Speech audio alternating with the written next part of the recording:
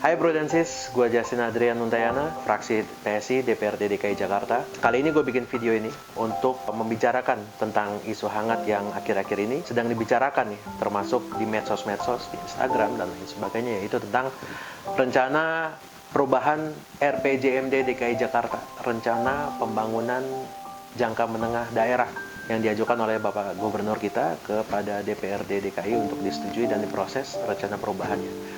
Jadi kemarin kita adalah salah satu dari fraksi yang menolak walaupun ya mayoritas menerima. Tapi sebenarnya kita menolak, mohon jangan dikira sebagai kita karena selalu anti dengan apa saja yang Bapak Gubernur mau ajukan atau ide-ide dari Bapak Gubernur. Tidak seperti itu juga. Kita cukup mencintai Bapak Anies kok, beneran deh. Jadi pertama-tama memang kita ada dua alasan dalam menolak perubahan RPJMD itu. Yang pertama adalah alasan legalitas. Tapi mungkin kita nggak terlalu membicarakan alasan legalitas ini ya di sini ya, karena agak terlalu menjelimet.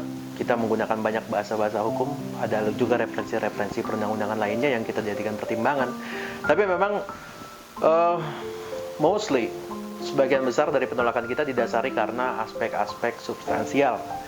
Jadi waktu diajukan rencana perubahan ini mereka juga memberikan draft rancangan perubahan RPJMD DKI Jakarta yang awalnya ditetapkan oleh Bapak Gubernur sendiri tahun 2017 waktu beliau dilantik 2017 sampai dengan 2022. Nah, dalam beberapa hal yang kami temukan dalam draft perubahan tersebut ada beberapa hal yang benar-benar kami tidak bisa menerimanya. Memang alasannya dilakukan perubahan ini karena adanya pandemi COVID. Pandemi COVID berdampak pada pemasukan daerah, anggaran dan lain sebagainya, dan kiranya untuk lebih mendukung pergerakan-pergerakan atau pembangunan yang berkaitan dengan penanggulangan COVID. Cuma kita tidak melihat adanya upaya-upaya tersebut di draft rancangan yang diajukan kepada kita. Jadi kalau misalnya selama ini tes PCR itu butuh waktu 2 hari. Habis itu kamar-kamar di rumah sakit untuk penanganan COVID 80% lebih. Nah, semestinya kan hal-hal ini yang jadi prioritas untuk ditangani, kalaupun ada perubahan. Tapi kita bahkan tidak menemukan program-program semacam ini dalam draft perubahan RPJMD yang diberikan kepada kita. Bahkan ada beberapa program penting yang justru hilang. Seperti misalnya normalisasi sungai. Banyak sekali saya lihat respon-respon mungkin di media yang mengatakan, ya Jakarta kan udah nggak banjir, lihat aja dari kemarin hujan-hujan lebat, nggak banjir tuh. Bro, banjir yang kemarin itu berdasarkan data BMKG yang di sini nih, itu banjirnya paling tertingginya itu sekitar 100-an, 100 atau 125, tapi rata-rata di DKI Jakarta di bawah 100 mm per hari. Dibandingkan dengan banjir yang terjadi di awal tahun kemarin, 2020, itu curah hujannya mencapai 300 mm per hari, bro. Jadi yang kemarin walaupun hujan lebat dan lain sebagainya berdasarkan data BMKG itu belum ada apa-apanya. Jadi kalau sekarang dibilang Anies sudah berhasil mengatasi banjir, ya kita lihat datanya dulu, seberapa besar dulu curah hujannya. Dan saya percaya sebenarnya program penanggulangan banjir ini harus dilakukan secara kontinu, berkesinambungan, dengan bersinergi juga dengan pemerintah pusat.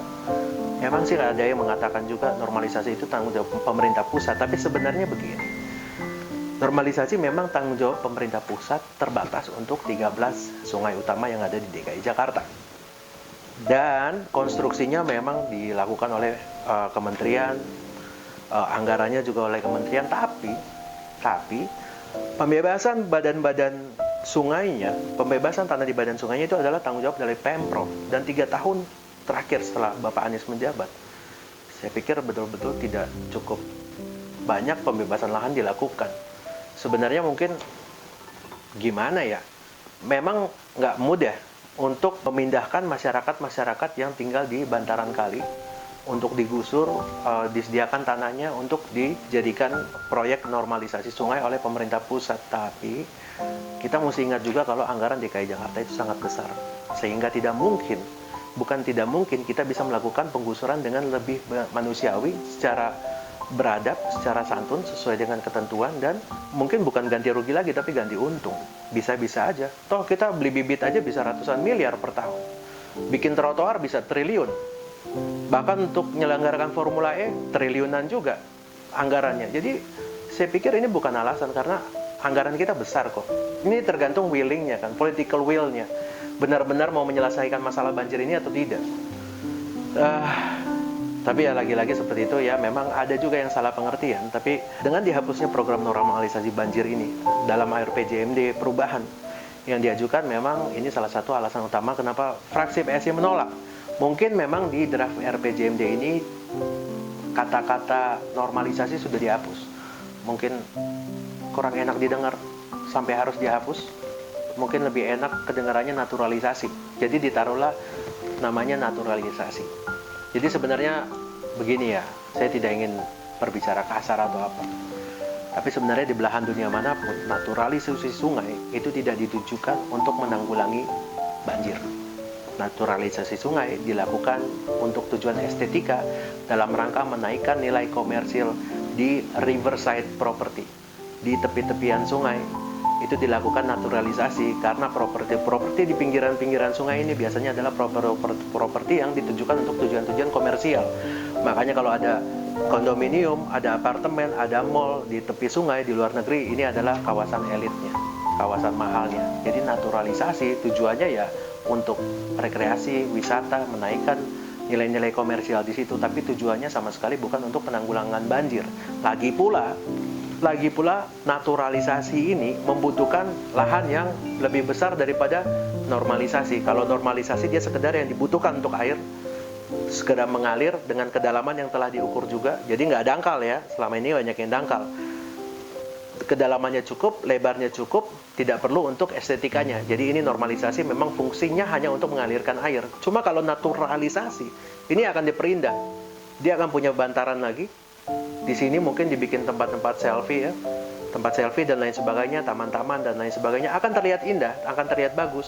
Tapi dengan butuh lahan yang lebih besar, bro, lo kemarin untuk normalisasi aja bebasin tanah di pinggirnya aja masih susah. Sekarang mau mikirin naturalisasi, ini pasti banyak lagi masyarakat yang harus digusur, lebih banyak lahan yang dibutuhkan dan lebih banyak lagi dana yang harus dikeluarkan juga. Dan tentunya waktunya akan lebih lama lagi untuk kita bisa menanggulangi banjir di DKI Jakarta. Jadi tolonglah, jangan terlalu anti dengan kata-kata normalisasi. Tapi nggak berhenti sampai di situ aja. Ini kan kita dapat draftnya juga belum lama, cuma seling berapa hari. Kita sebenarnya masih dalam tahap mempelajari. Beberapa hari kita mempelajari pun sudah cukup banyak juga poin-poin yang kita highlight. Jadi selain normalisasi ini, poin lainnya adalah dengan program-program yang sebenarnya tidak tepat langsung diarahkan kepada masyarakat dalam rangka pemulihan ekonomi akibat pandemi COVID ini. Seperti kita tahu, PHK sudah di mana-mana. Bahkan sudah jutaan orang di PHK karena kendala COVID ini. Dan pemerintah sudah mengucurkan dana dari pemerintah pusat, yaitu disebut dengan dana PEN untuk pemulihan ekonomi nasional. Semestinya dana PEN ini bisa digunakan untuk program-program padat karya atau yang bisa mendukung atau menciptakan ekosistem usaha yang jauh lebih baik bagi masyarakat kita. Contohnya, pengembangan pelabuhan perikanan Nusantara di Muara Angke yang tadinya ada tapi justru dihapuskan. Padahal dengan pengembangan pelabuhan perikanan Nusantara ini bisa mendorong perekonomian para nelayan kita, atau mungkin banyak orang juga yang bisa melihat bahwa ada potensi-potensi yang bisa dilakukan dalam dunia usaha di bidang perikanan. Sebenarnya program tersebut juga sudah diatur melalui Keputusan Menteri Nomor 13 Tahun 2017. Jadi di dalamnya memang bertujuan untuk meningkatkan fungsi pelabuhan tersebut untuk menjadi pelabuhan perikanan Nusantara. Jadi dengan dihapuskannya program ini, lagi-lagi dunia usaha perikanan untuk nelayan-nelayan DKI Jakarta juga tidak didukung. Padahal ini menjadi salah satu yang bisa menjadi andalan bagi masyarakat nelayan di masa pandemi ini karena konsumsi akan terus berjalan. Mungkin memang kebutuhan-kebutuhan lainnya seperti kebutuhan papan yang impor dan lain sebagainya terdapat penurunan karena adanya penurunan daya beli dari masyarakat. Seperti yang tadi saya katakan, banyak yang dipecat, ada yang dikurangi gajinya dan lain sebagainya. Jadi yang bisa diandalkan perekonomian adalah dari sisi pangan. Selain itu ada juga perubahan target rumah DP 0%. DP 0% yang sebelumnya digaung-gaungkan akan banyak dinikmati oleh masyarakat, tapi ternyata target dari penjualan rumah DP 0% dalam draft perubahan ini dihapuskan. saya heran juga ya kenapa harus dihapuskan ya. Kan kemarin waktu kampanye ribut banget tentang mau memberikan DP 0%, tapi sepertinya memang tidak berhasil karena saya di Komisi D, saya juga cukup paham juga apa yang terjadi di lapangan. Ternyata peminatnya tidak terlalu banyak karena sebenarnya ini hanya seperti permainan kata-kata ya. Dibilang DP 0% tapi ya ada konsekuensinya juga. Sehingga memang sebenarnya saat mau dijalankan, saat masyarakat mau memproses itu, nah, ternyata tidak semenarik yang dibicarakan. Tapi dengan dia menghapus di RPJMD ini, saya melihatnya seperti kayak ibaratnya mahasiswa sudah ngambil SKS banyak, tapi dia mau keluarin itu supaya IP-nya bisa naik. Padahal sih dalam hal itu juga dia nggak lulus. Setelah itu secara sepihak Pemprov DKI dalam draft perubahan RPJMD ini juga menghapuskan kebijakan pemerintah pusat. Paling tidak ini sangat bertentangan, ini dalam hal rute LRT. Jadi pembangunan LRT di DKI Jakarta itu sebenarnya sudah diatur dalam Peraturan Presiden Nomor 55 Tahun 2018 tentang Rencana Induk Transportasi Jabodetabek dan Perpres Nomor 109 Tahun 2020 tentang Percepatan Program Strategis Nasional. Akan tetapi dalam rancangan perubahan RPJMD ini, pemerintah Provinsi DKI Jakarta menghapus rute LRT Koridor 7 sepanjang 116 km. Jadi termasuk di dalamnya rute Velodrome Duku Atas yang sebenarnya sangat padat dan secara ekonomisnya menguntungkan untuk usaha transportasi. Dengan adanya rencana penghapusan rute LRT tersebut, maka kami berpendapat bahwa hal ini tidak sesuai dengan rencana yang telah dicanangkan oleh Bapak Presiden kita, Bapak Jokowi. Ya, itu beberapa dari alasan-alasan yang kita tuliskan dalam pandangan umum fraksi kita. Sebenarnya ada beberapa pandangan lagi dan seperti yang saya katakan tadi, sebenarnya pandangan-pandangan yang kita masukkan di pandangan kita, konsideran-konsideran yang ada di dalamnya, baik masalah normalisasi sungai, atau masalah rute LRT, atau masalah tidak adanya program-program yang jelas tentang penanggulangan pandemi COVID di DKI Jakarta, kalau kami diberikan waktu lebih, kami pasti bisa menemukan banyak hal lagi yang mungkin tidak sesuai, kemungkinan seperti itu. Kenyataannya, walaupun dengan keberatan-keberatan yang kita ajukan ini, dari 9 fraksi yang ada di DPRD DKI Jakarta, 7 fraksi menyetujui perubahan ini dan hanya ada 2 fraksi yang menolak ini. Tapi kita tidak berkecil hati dalam hal itu, karena ini adalah negara demokrasi, semuanya bisa berpendapat, semuanya memiliki wakilnya di DPRD DKI Jakarta. Jadi semuanya akan kita bicarakan lagi tentunya di proses-proses yang akan datang, seperti proses pembahasannya, karena perubahan RPJMD ini akan dituangkan dalam bentuk peraturan daerah. Peraturan daerah ada skema-skema mekanismenya, dan di pembahasan lebih lanjut itulah kami akan membahas lebih detail tentang hal-hal yang kami soroti tadi. Dan tentunya kita akan selalu update ke masyarakat. Fraksi PSI kita selalu update lah sama masyarakat. Jadi untuk bro dan sis yang mungkin pengen tahu draft RPJMD-nya kayak gimana sih? Nah, nanti bisa WA atau bisa inbox gue di Facebook kayak di Instagram kayak. Kalau di Instagram Justin.Untayana, kalau di Facebook Justin Adrian Untayana. Kalian bisa inbox bebas mau ada aduan masyarakat atau mungkin mau minta draft RPJMD kemarin yang diajukan, nggak apa-apa, kita bisa kasih juga karena ini kan memang tidak termasuk informasi publik yang dirahasiakan ya, berdasarkan undang-undang yang berlaku.